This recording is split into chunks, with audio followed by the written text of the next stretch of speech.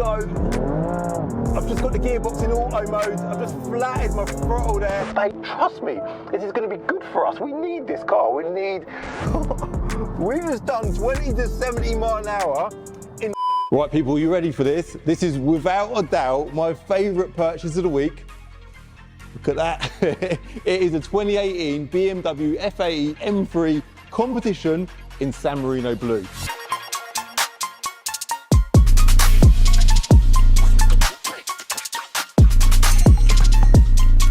Look at that car, man. Look at it. It's such an attractive car. And I think, where should I start? There's so much to talk about. I think I should start by talking about the fact that I'm a car dealer, yeah? If you're new to my channel, I'm a car dealer. This car's arrived with a bit of stock at the weekend, just gone. And ultimately, I buy and sell cars because I love cars. Specifically, I do really like BMW, hence the reason why I've got BMW graffiti on my graffiti wall in the background there. I love BMWs. I love BMW M3s. In fact, my personal favorite car of all time, probably, I'm not going to categorize one single car, but it's up there, is the E46 M3. And from there onwards, BMW just made no end of good M cars. The E90 M3 was amazing. Then they made the F80 M3 in 2014. And then they went on to the F80 M3 competition. Obviously, thereafter, they've done the G80. But the F80 competition, which is obviously what this car here is. And again, this is up there with my favorite cars of all time. This one in particular, obviously being a competition, is amazing. We're going to talk about the competition pack stuff shortly.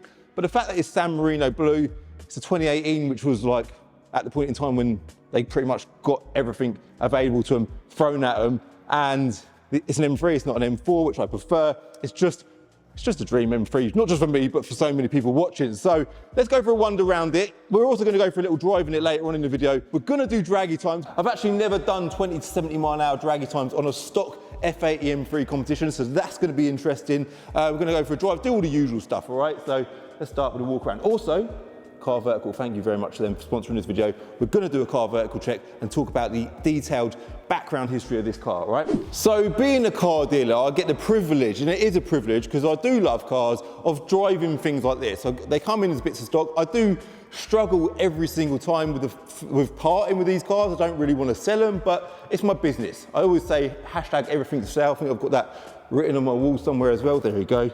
Everything's for sale, because everything needs to be for sale in order for us to continue trading, growing the business and earning money. But when stuff like this comes in, I do also get the privilege of experiencing it and doing a video on it for YouTube as well. So this car here, competition pack car, for those that don't know, I know you surely most of you do, I did actually do a whole comparison video between a competition pack car and a non-compact car a couple of years ago. I will link that either in the top corner or in the description below. Go and check that out if you're interested in it. Competition pack cars were 2 to 3 grand more than a normal M3, M4, depending on whether you went for a 4-door, a coupe, a convertible, or whatever. So it wasn't a massive amount of money, but for that money, you got bigger wheels, competition pack wheels. You also got black touches here. You've got the black side grills, the black front grills, the black touches on like the mirrors, the window trims as well, and then round the back, black M3 badge as well, which is really nice. Let's open the door, look at this interior. I know it's an interior that we're all super familiar with, but I never get bored of this interior. Should we turn them off now? Also, you've got the competition pack seats, which are supposedly lightweight. Not sure how much weight they save, but nice feature. And anything else on the interior? Yes, the seat belts. We've got the M-coloured seat belts, just in the front though, not in the rear for whatever reason, which is also quite a cool feature. Something else you've got as well is you've got 20 more horsepower under the bonnet. I'm pretty sure it's just a map, but you did get 20 more horsepower. I would say when driving the two cars, the competition compared to the non-competition, the non-compact maps just seems to be a bit more spiky. This one, the competition pack cars seem to be a bit more linear in comparison, all right? Now if we touch on the colour of this car, San Marino blue. I'm not going to stand here and say it's my favourite colour BMW ever done, but it's definitely up there. I like, is it called Lime Rock Grey? That was available in the later cars as well. I had a Signal Green M6 as well. There's lots of colours that I like, but I do love the colour of this car. San Marino is of course the name of a racetrack in northern Italy, and BMW are known to name a lot of their colours after racetracks. Now, I did also have, what did I have before? I had an M4 CS, also in San Marino blue. I then had an M5 competition, F90 M5. That was also San Marino blue. But one thing I would say is the M3s and the M4s just seem to suit this colour so well. I don't know what it is, like my M5, don't get me wrong, I loved that car, I literally loved it. It was such a nice car, and the colour option that I had on that car was perfect, but I don't know what it is. This colour just seems to suit an M3 so bloody well, man, so well. Also, what this car has got, it didn't come with this from factory. It's a carbon fibre pack that was actually supplied by EAG Specialist Cars. They recently sold this car to our customer that then sold it to us. And when they sold it, they prepped it up. They've got a sort of special way of prepping their cars. They put carbon fibre packs. I'm not sure if they do it on all of them. By the way, if you want to buy yourself a car from EAG Specialist Cars, I've worked with them a lot over the years. They actually sponsored my car show this year. They're a great company. They do a great job. They dominantly sell BMW M cars, mainly M3s, and they sell all this. I'm pretty sure they sell this carbon stuff as well. So if you want to treat yourself to a bit of carbon for your M3, I'll probably link them in the description below. I'll put a screen up on screen now to show you who they are, so you're familiar with who they are, right? They do a great job. They're a great company, and this is a perfect example of what they offer, all right? So it's been lowered a touch. It's got wheel spaces as well, so it's sitting nice, man. Sitting really nice. Look at it from that angle there. You can see why this qualifies as my purchase of the week. So on the interior, the carbon fibre gear stick cover. It's got the surround around the gear stick as well, which is really nice. Matches the carbon fibre on the dash there. I think what we need to do now is I'm going to go through the list of spec options that this car's got, because it's quite interesting. It's got a bit of spec as well. It's also, we also need to do a car vertical check to talk about the history. And we also need to go for a little drive in it. One, to see how it drives, just enjoy the pleasure of driving it. And two, to see how quickly it does 20 to 70 mile an hour, and compare it to all of the cars on my Draggy leaderboard. Specifically, see how it compares to, I was going to say a stage 2 F8 M3. Stage 2 is a big power though. I think, what are they, 550 brake, this is 444. It's a big step up in power, but we'll see how it compares to all of the other cars on the leaderboard. Let's get on it. Here we go then. Big shout out to Car Vertical for sponsoring this video. Use my code CZD to get a discount on your check. I will link them in the description below. BMW 3 Series, petrol 2018, all green ticks, not stolen. It's not been clocked. By the way, the mileage is 28,252 miles. So it's a good low mileage example, and it's got no finance on it and no previous damage. There's so much you can learn from a Car Vertical check. This here is actually pictures of when it was previously advertised. When was that? We've got a date from when that was advertised. Let's have a look. Back in September 2021, you can see in them images actually, that was back before the car had the carbon pack on it, so it still looks wonderful, don't get me wrong, but you can see with that little EAG touch, it does look wonderful. Not sure how much it is to put that carbon pack on it, but I guess I'd say £1,000, £1,500, and that would obviously add or make the car more valuable on the open market. We're going to look at values of these cars shortly as well, this particular car. But as you scroll down, you can see the mileage is consistent, that's all good, and no damage. So this is a positive report. I'm going to give you an example of a negative one. Yeah, you can see on there, bad damage that car's got, and that is an example of a report that you do not want to see after you've bought a car, but you do want to see it before you've bought a car, because it will either prevent you from buying that car, or it will give you ammo to reduce the price of that car. So definitely do your checks. I will link them in the description below, all right? Let's now head over to my website, enterreg.com.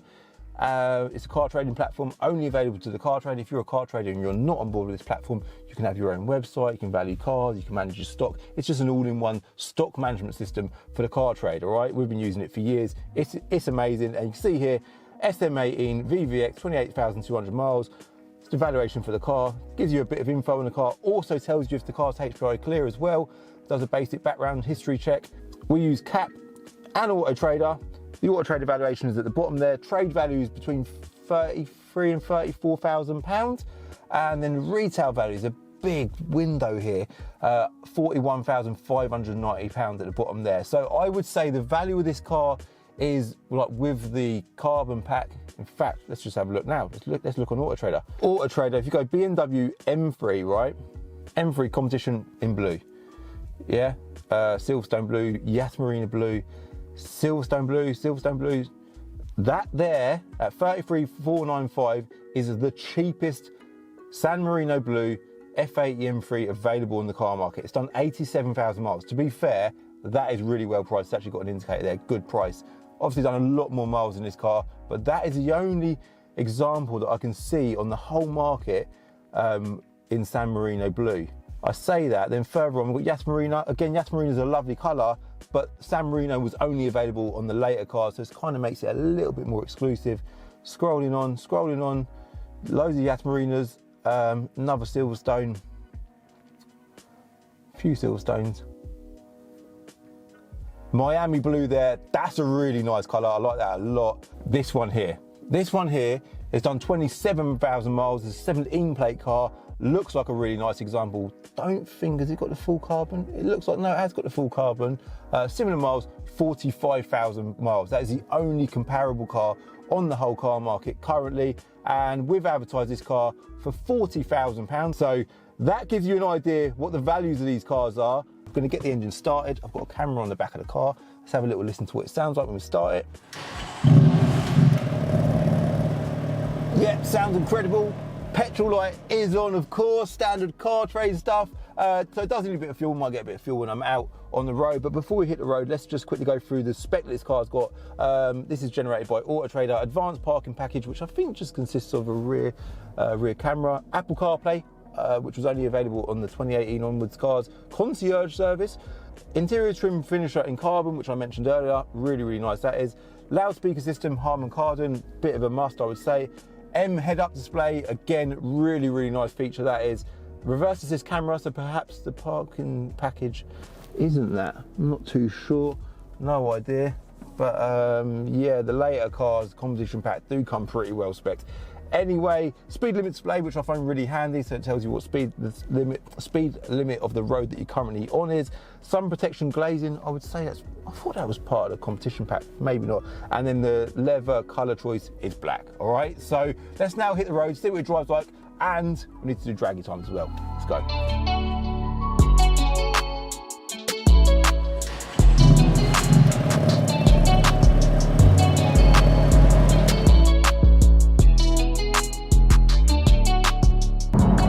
Hey, this is it.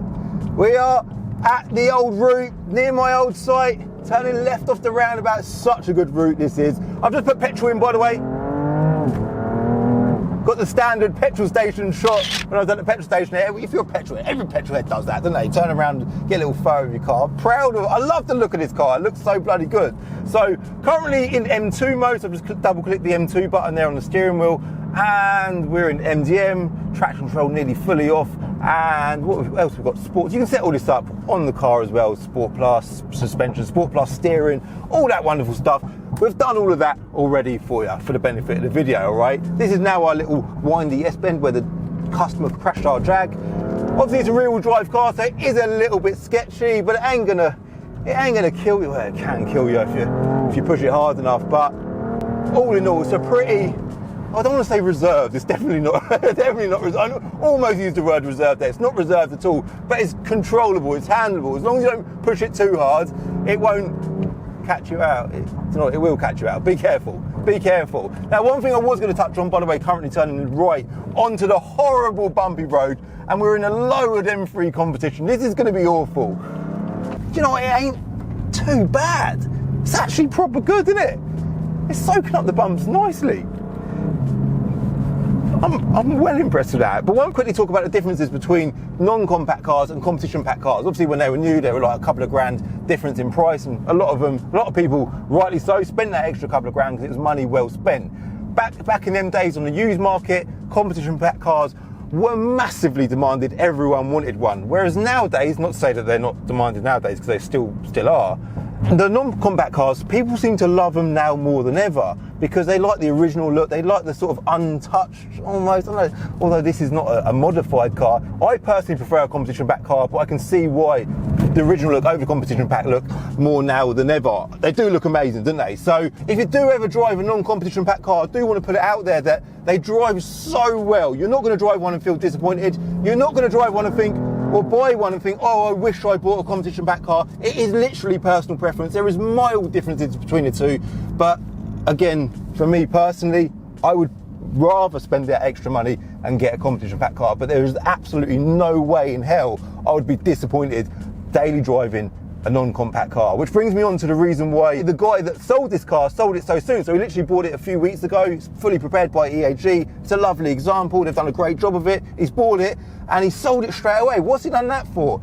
I didn't actually meet the customer, my brother Jerome dealt with him, but he basically part exchanged this in. He bought this car. The purpose for the purchase of this car for him was him and his missus were going to share the car and daily drive it. Don't quote me on this, but I'm pretty sure this is the story. Daily drive it and use it together, right? It just didn't work as a shared car, because it's kind of like, he blatantly bought it for himself. He must have just convinced his missus, like, look babe, trust me, this is going to be good for us. We need this car. We need a San Marino blue F80 M3 competition in our life. So they've bought it, realised, I'm guessing that she's realised it probably wasn't for her, and then they've downsized, bought something a lot more sensible and a lot more practical. Not that an M3 isn't practical, because it is, it's got 4 doors, isn't it? Back end's lighting up slightly there, but yeah, they soon decided it weren't for them. They part exchanged it in. We've sold a car off the back of it and took in a lovely car in part exchange as well. Let's now cut to the draggy time section of the video, where we do 20 to 70 mile an hour and see how far behind a stock competition back car is. Yeah, let's go. Right, ready? 3, 2, 1, go. I've just got the gearbox in auto mode. I've just flatted my throttle there. Dead easy. So the Boot Mod 3 Stage 2 tune car was 550 brake horsepower, done it in 3.43 seconds. We actually done draggy times on a convertible car, a stock convertible non-competition pack car, and that done it in, according to the leaderboard, 4.3 seconds. So I was assuming that we're going to get like early 4s. This should do it a little bit quicker than that. And run number 1, yeah? We just done 20 to 70 mile an hour in 3.71 seconds. That is incredible. I expected it would start with a 4. This is a completely stock car as far as I know. I've not seen any paperwork from tuning. I've not been advised that it's been tuned, but that is a seriously quick time. But as ever on this channel, we always do 3 runs. I'm going to do 2 more runs off camera and report back to you shortly to let you know what the quickest run of the 3 was, where it falls on the leaderboard, all right? Right, so I did just do a couple more runs. Run number 2, so run number 1, we've done 3.71 seconds. Yeah, pretty good. Very, very good, in fact. Run number 2, we've done a lot slower, 4.19 seconds, which was like, okay, fair enough. But then the kind of takeoff was a little bit poor, and yeah, it happens, all right? Then we done a 3rd and final run, and the 3rd and final run, guys, was the fastest run of the lot. It done 20 to 70 mile an hour in 3.65 seconds. Now, this has got me thinking, this car cannot be stock. There is no way is this car stock, because if you look at the draggy leaderboards, it done the identical time to my M4 CS when it was stage 1 mapped by VRS, which is a quick car. It's also just above the M4 that was previously Matt Armstrong's car, and that car there was supposedly a stage 2 tuned car. It's also quicker than an E63 AMG, which is I think that was a stage 1 tuned car, about 700 brake horsepower. So it's beating lots of different cars. But because I have no knowledge that this car has been mapped, I mean, it might well have been, I've got no paperwork to prove it. Because mapping is just software, it's really difficult to see if it's been mapped. But I would assume, based on the times that it's just done, that it must be mapped, because it's done less than 4 seconds. That's proper quick. And it just goes to show you how well these cars perform. So as a daily driver, you can chill, you know, you can take it out of M mode, put it in auto mode and just chill. Even the head-up display goes from like quite a leery looking rev counter with the gear in the middle to just like a calm, subtle speedo with a little speed limiter display to the left there. So you've got one car with 2 personalities, and then when you want to have a bit of a tear up, bit of fun, you've got all of that power, all that performance, and it's beating things like E63 AMG. So it is an incredible car. One thing I do want to say is, whether you're buying, I don't want to kill no birds today, they all got away. They got away. Yes, birds, on it.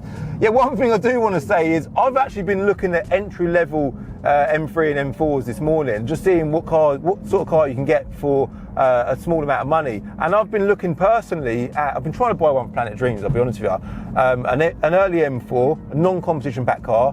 This car has done 125,000 miles. It's advertised for £18,995. It's with a private seller, so I ain't seen the car. It might be a bit of a banger, I don't know. A bit of mileage would probably scare a lot of people, but it doesn't scare me at all. I suppose it's through some people's eyes, it's false economy buying a high mileage car because they could go wrong. But it's just a perfect example of what you can get for your money. I can't actually show you the advert for that car because I went on there today and it's now sold. It's been advertised for months as well, but it is now sold. Obviously, the value of this car is double that, but between sort of 20 and 40,000 pounds, the more you spend, the better car you get, and then upwards from there you can get like an M4 CS or an M3 CS, and for even more money you can get yourself a GTS. But I just think they are they the best car you can get for the money? And nothing else is springing to mind that beats them. They're just so bloody good. So this is my favourite purchase of the week. I absolutely love this car. I'm going to wrap it up and leave it as that. Thank you very much for watching. I hope you liked this video. If you did like this video, hit like, hit subscribe if you're new, and I'll see you in the next video. Bye.